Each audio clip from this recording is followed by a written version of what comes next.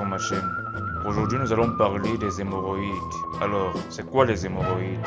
Les hémorroïdes sont l'ensemble de vascularisations situées au niveau rectal, c'est-à-dire le réseau constitué d'artères et de veines disposées à ce niveau. Les hémorroïdes sont disposés par paquets à l'intérieur et à l'extérieur de l'anus. On parle donc d'hémorroïdes internes et externes.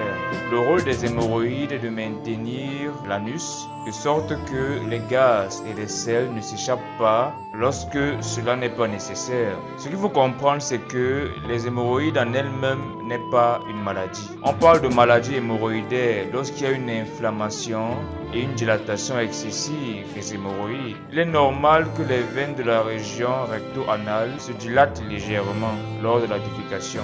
En revanche, quand cette dilatation devient persistante, elle est problématique et on parle alors de maladie hémorroïdaire.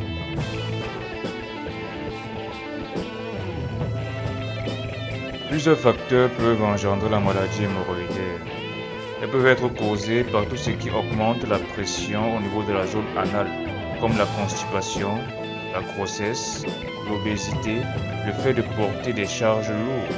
La maladie hémorroïdaire peut aussi être causée par le manque d'exercice physique ou la position assise prolongée. L'irritation excessive de la zone par certains médicaments, la consommation de plats épicés et d'alcool peut également être un facteur pouvant déclencher la maladie hémorroïdaire. Une fois installée, la maladie hémorroïdaire, selon les cas, peut engendrer des démangeaisons, brûlures et douleurs au niveau de la région anale, des douleurs lors de la défécation, des saignements pendant ou après les selles, des sensations d'inflammation au niveau du rectum.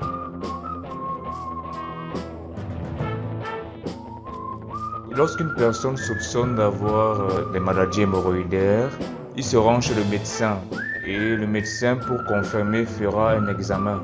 L'examen comprendra examen de la marge anale, c'est-à-dire que le médecin va devoir faire une observation de la marge anale et un toucher rectal pour confirmer. La plupart du temps, les crises s'arrêtent d'elles-mêmes, mais elles ont tendance à récidiver. Et surtout, il peut y avoir des complications comme des infections, des hémorragies, une thrombose, c'est-à-dire une formation d'un caillot, ou le prolapsus hémorroïdaire, c'est-à-dire que les hémorroïdes internes sortent et restent à l'extérieur. Le traitement des hémorroïdes dépend de son état. Elle peut aller de la prise de médicaments jusqu'aux interventions chirurgicales.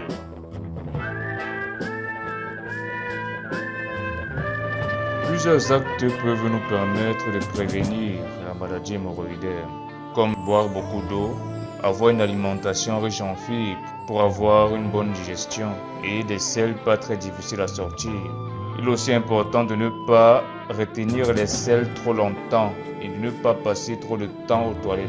Le fait de faire des exercices physiques réguliers, de ne pas rester assis trop longtemps sans bouger, peuvent aussi être un excellent moyen de prévenir les hémorroïdes. Bon les amis, c'est tout pour cette vidéo. Dites-moi en commentaire si elle vous a plu. Et n'oubliez pas de vous abonner et de partager à ceux qui ont déjà eu des hémorroïdes ou qui souffrent des hémorroïdes. Voilà, et à bientôt dans une prochaine vidéo. Bye bye.